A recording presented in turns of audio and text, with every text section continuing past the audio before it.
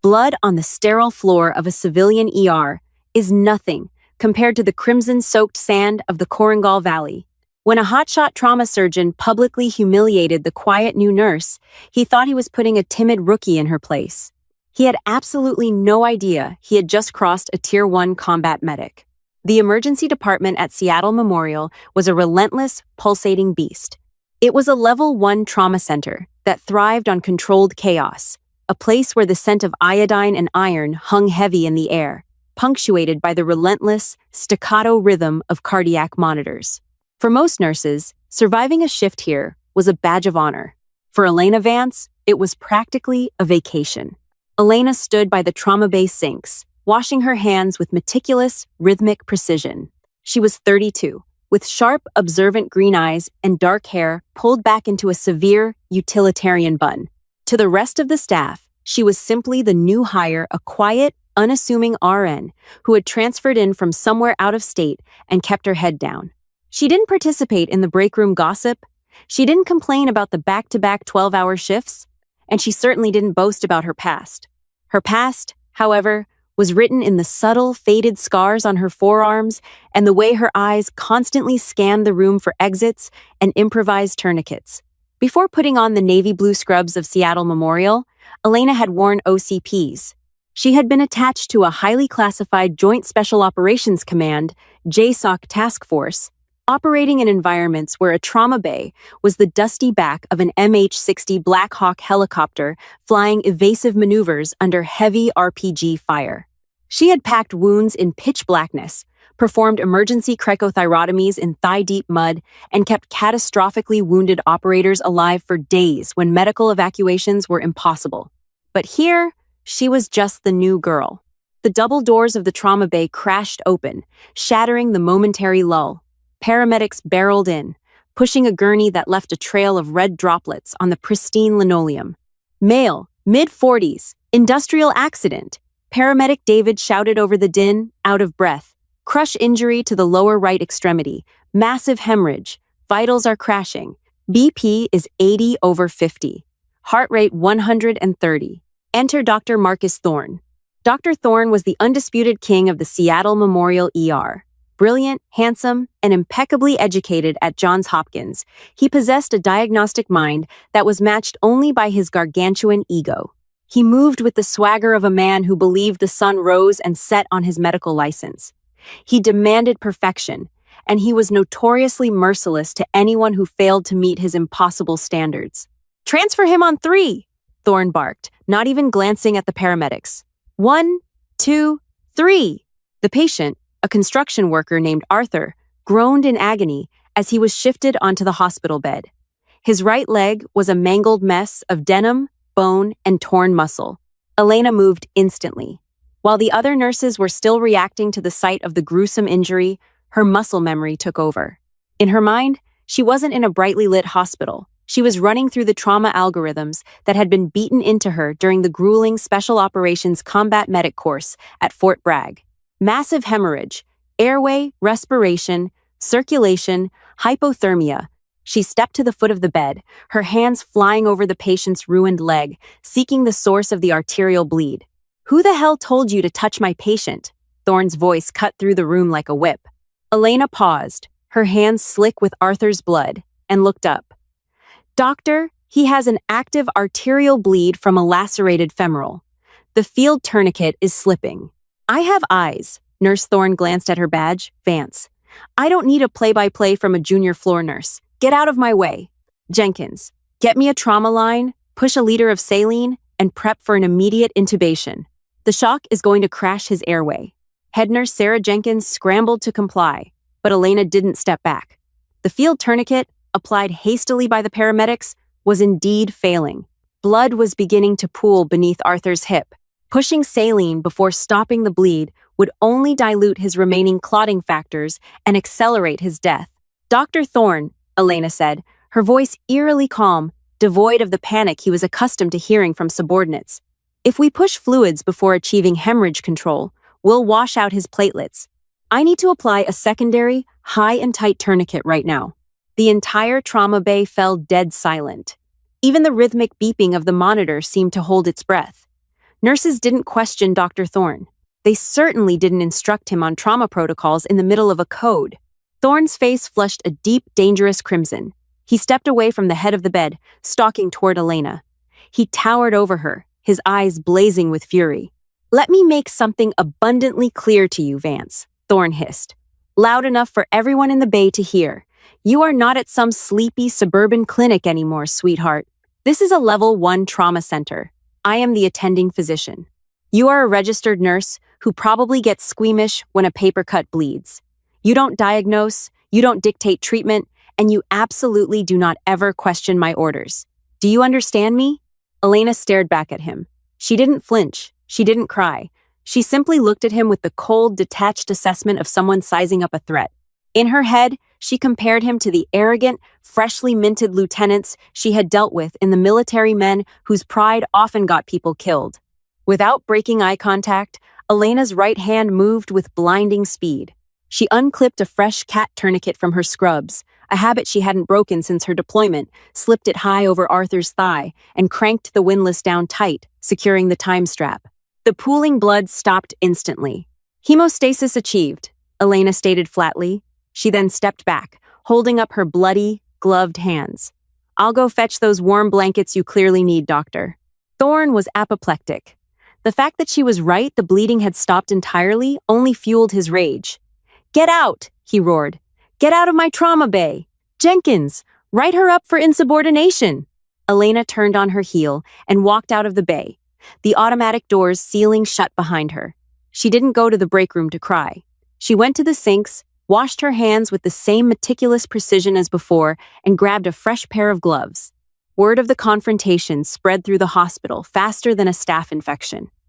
By the end of her shift, Elena was the subject of intense whispers at every nurse's station. Head nurse Sarah Jenkins, a 20-year veteran of the ER with a weary but kind face, pulled Elena aside in the supply closet later that afternoon. "Look, Elena," Sarah sighed, leaning against a shelf of saline bags. "You're a good nurse. I can see that. You've got good hands. But Dr. Thorne, he's untouchable. He's the golden boy of the hospital administration. He brings in the grants. He does the high-profile surgeries. If you cross him, he will make your life a living hell until you quit." "I was doing my job, Sarah," Elena replied softly, organizing a tray of IV catheters. The patient was bleeding out. "I know," Sarah said, rubbing her temples. "But Thorne needs to be the hero. He needs to be the smartest guy in the room. You wounded his pride. Just keep your head down, okay? Don't give him an excuse to fire you." Elena nodded, though internally she felt a familiar, cold resignation. Pride. It was the enemy of good medicine. She had seen pride result in body bags in Fallujah. She wasn't about to let it kill civilians in Seattle. For the next 2 weeks, Thorne made good on his unspoken threat. He assigned Elena the absolute worst tasks in the department. She was relegated to cleaning bedpans, dealing with aggressive, intoxicated patients in the waiting room, and stocking the medical supply closets in the basement. Whenever she was forced to assist him on a minor case, he went out of his way to belittle her, snapping at her for handing him instruments a fraction of a second too late, or mocking her quiet demeanor as ignorance. "Wake up, Vance!"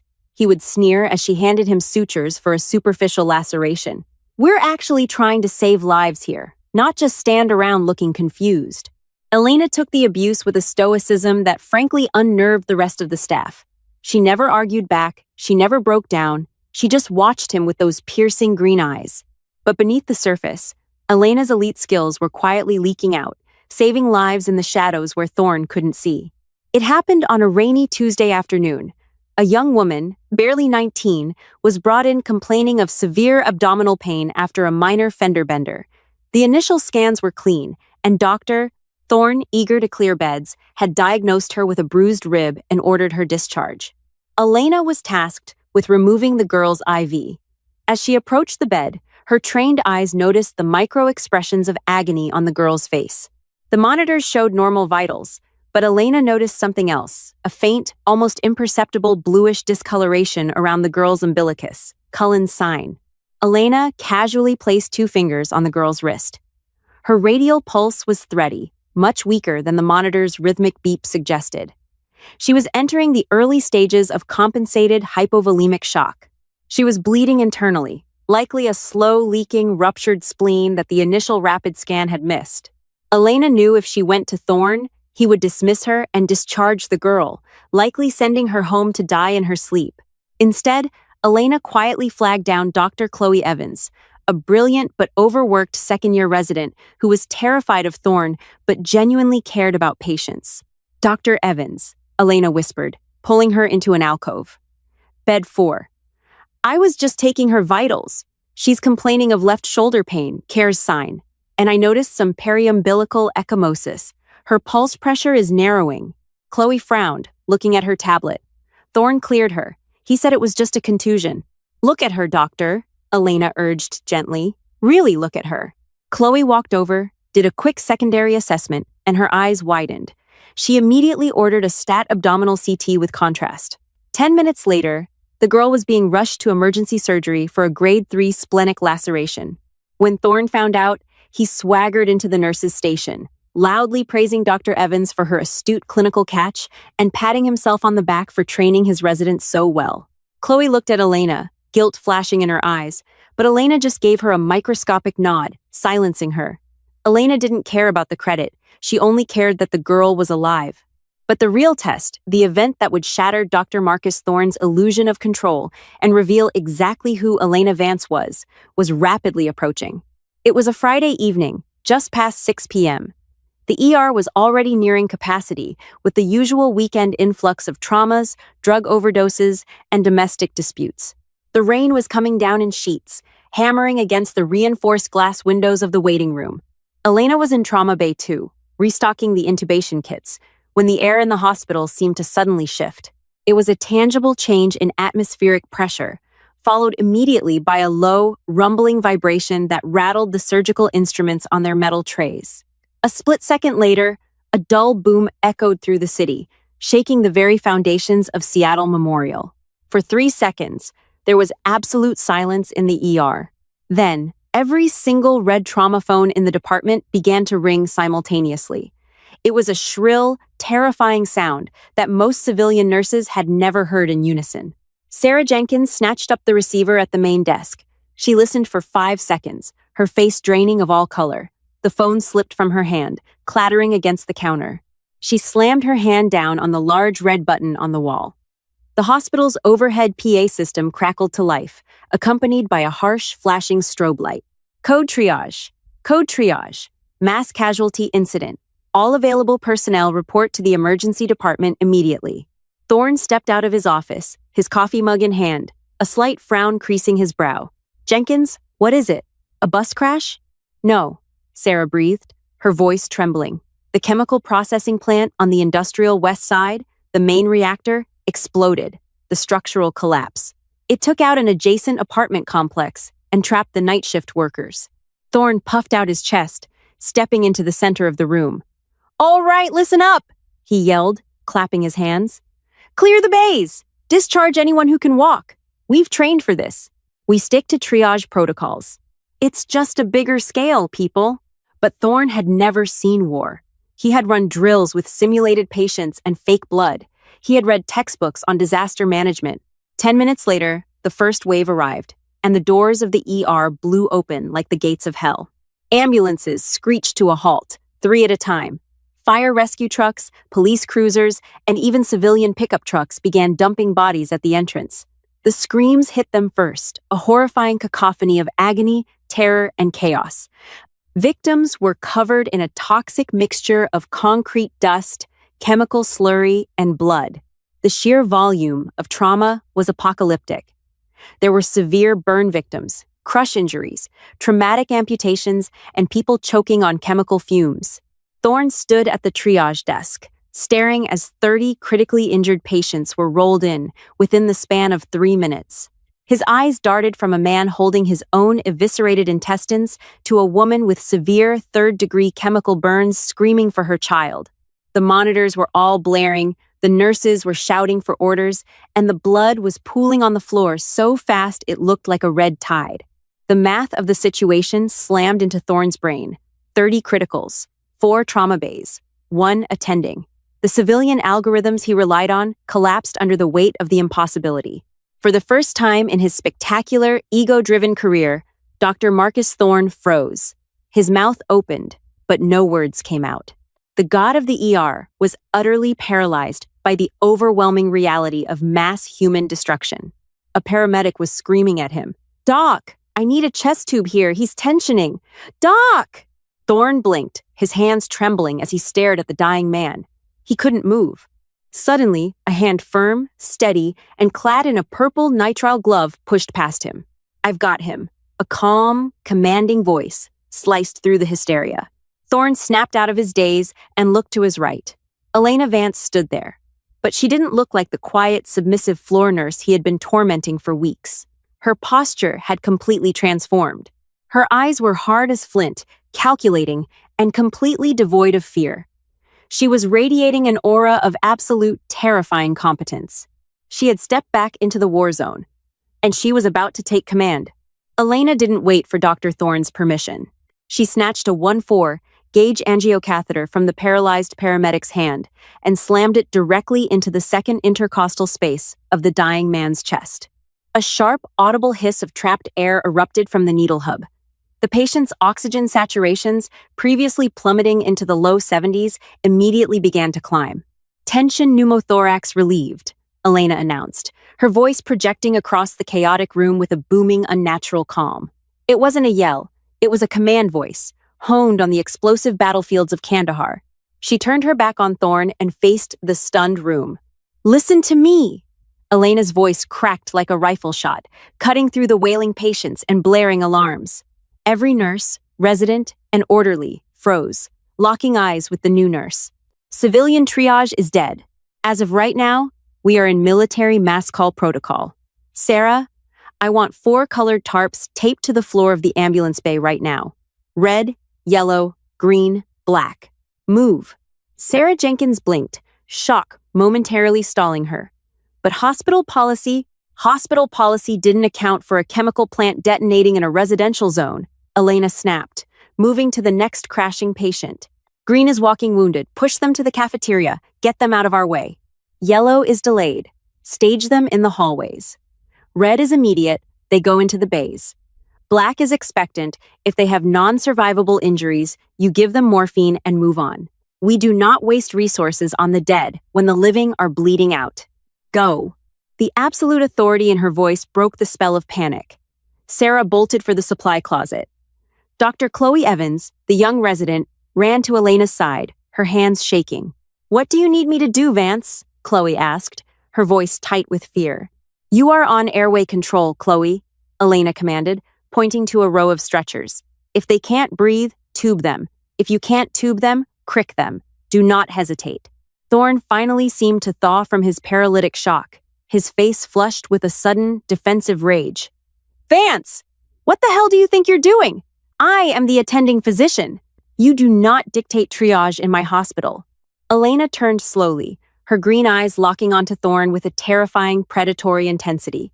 She closed the distance between them in 2 strides, stepping inside his personal space. "Marcus," she said, her voice dropping to a low, lethal whisper that only he could hear. "You are drowning. Look around you. You have never seen a mass casualty event in your life. I have seen 50. You have 2 choices right now.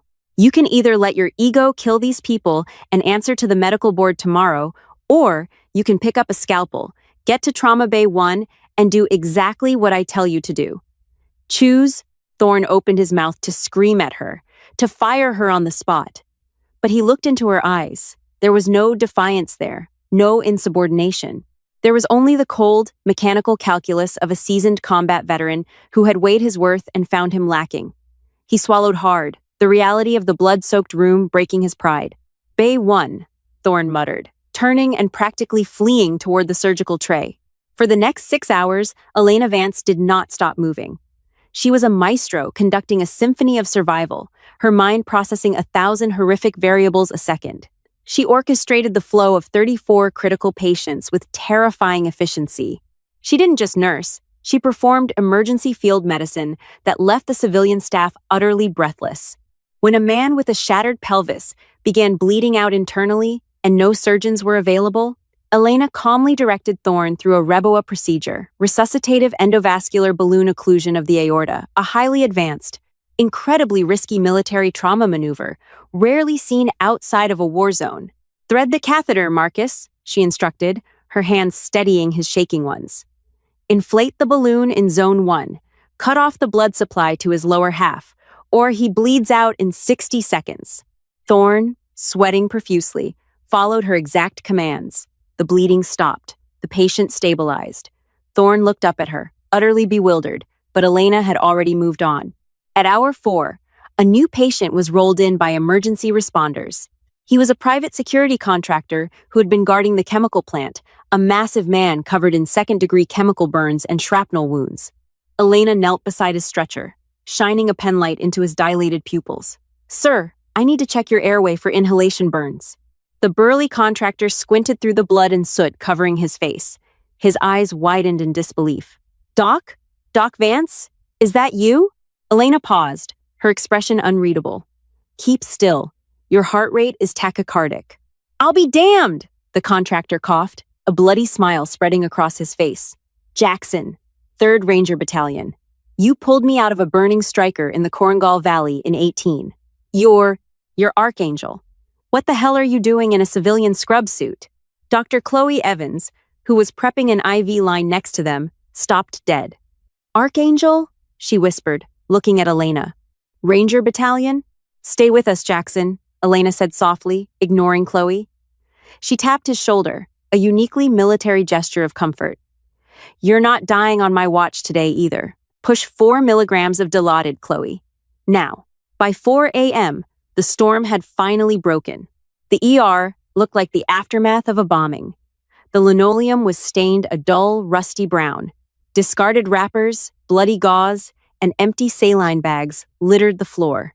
But the screams had stopped. The patients were either in the ICU, in emergency surgery, or stabilized for transport.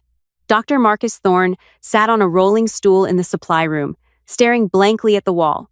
His scrubs were soaked in blood. His hands, usually so steady, were trembling with exhaustion. His mind was playing the night on a continuous loop. He realized, with a sickening drop in his stomach, that if it hadn't been for the nurse he had relentlessly mocked for the past month, at least a dozen people would have died tonight, including the man whose aorta he had ballooned. The double doors of the ER suddenly slid open, admitting a fresh wave of authoritative figures. But these weren't paramedics. They were military personnel in dress uniforms and federal disaster response jackets. Leading them was a tall, imposing man with graying temples, wearing the silver eagles of an Army colonel. Colonel David Reed, the commanding medical officer for the Joint Special Operations Command, JSOC, flanked by 2 aides, surveyed the absolute carnage of the civilian ER. He had been dispatched to coordinate the medevac of several DoD contractors injured in the chemical blast. Thorne, seeing the military brass, forced himself to stand. He wiped his bloody face with his forearm and walked out of the supply room to intercept them, assuming they were looking for the attending physician. "Colonel," Thorne croaked, his voice hoarse. "I'm Dr. Marcus Thorne, the attending trauma surgeon. We've managed to stabilize the influx, but we need." Colonel Reed completely ignored Thorne's outstretched hand. His eyes had locked onto a figure standing by the trauma sinks. Elena was washing her hands. The rhythmic, meticulous scrubbing was exactly the same as her first day. "I don't believe it," Colonel Reed said, his stern face breaking into a massive, deeply respectful smile. He walked right past Thorne. "They told me you retired to the Pacific Northwest to get away from the adrenaline. Yet here I find you, knee-deep in the worst mass call this state has seen in a decade." Elena turned off the faucet, dried her hands, and turned around. She offered a tired, genuine smile. "Hello, David. Chaos just seems to find me." Thorne stood frozen, his arms still awkwardly extended. "Colonel, you know Nurse Vance?" Reed turned to Thorne, his brow furrowing in confusion. "Nurse Vance?" Reed let out a short, incredulous laugh. "Doctor, is that what she told you? Jesus, Elena, your modesty is going to get you in trouble one of these days." Reed turned fully toward Thorne, his posture straightening into that of a commanding officer. "Dr. Thorne, allow me to introduce you to Captain Elena Vance, United States Army, formerly the lead field surgeon and elite Tier 1 combat medic for JSOC's premier counterterrorism task force. She holds the Silver Star for gallantry in action, and she literally wrote the Department of Defense's Advanced Trauma Life Support Protocols, the same protocols your civilian hospitals adopted 3 years ago. The blood completely drained from Thorne's face. He felt like the floor had just vanished beneath his feet. He looked at Elena, the quiet, unassuming woman he had ordered to empty bedpans. The woman he had accused of being squeamish over a paper cut. She was a decorated war hero. She had operated under enemy fire. She was practically medical royalty. "You," Thorne stammered, his immense ego shattering into a million irreparable pieces. "You're a captain? You wrote the Reboa protocols?" "I was a captain," Elena corrected softly. "I left the service because I wanted a quiet life, Marcus. I just wanted to help people without getting shot at." "She is the single finest trauma specialist I have ever seen in a combat theater," Colonel Reed added, his voice carrying the weight of absolute authority. "We called her Archangel, because if she touched you, you didn't die." "I'm assuming she saved your ass tonight, Doctor?" Thorne couldn't even formulate a lie. The humiliation was total, but beneath it, a strange, unfamiliar sense of humility washed over him. He looked around the ER. He looked at the empty body bags that would have been full if not for her. Thorne walked slowly over to Elena. The entire remaining night shift staff, Sarah, Chloe, and a dozen others were watching in stunned silence. Thorne stopped a few feet from her. He didn't look down at her. He looked her dead in the eye. "You were right," Thorne said, his voice cracking. It was the hardest thing he had ever said in his life. "About the tourniquet on your first day, about the massive hemorrhage protocols tonight, about me." He swallowed, dropping his gaze for a fraction of a second before meeting hers again. "I froze tonight. You didn't. Thank you, Captain." Elena studied him for a long moment. She didn't gloat. She didn't demand an apology for the weeks of abuse. That wasn't who she was. She was a professional. "We saved them together, Marcus," Elena said quietly, tossing her used paper towel into the biohazard bin. "Now, if you don't mind, Bed 4 needs a dressing change, and I'm still on the clock for another hour." She walked past the colonel, past the devastated surgeon, and back out onto the floor. The elite combat medic didn't need the glory. She just needed the next patient. Elena's story proves that true leadership and elite skill don't need to boast, they reveal themselves when the pressure is highest. Never underestimate the quiet ones. You never know what kind of battles they've already survived. If this intense medical drama kept you on the edge of your seat, smash that like button. Share this video with anyone who loves an incredible underdog story. And don't forget to subscribe to our channel for more thrilling, real-life inspired stories.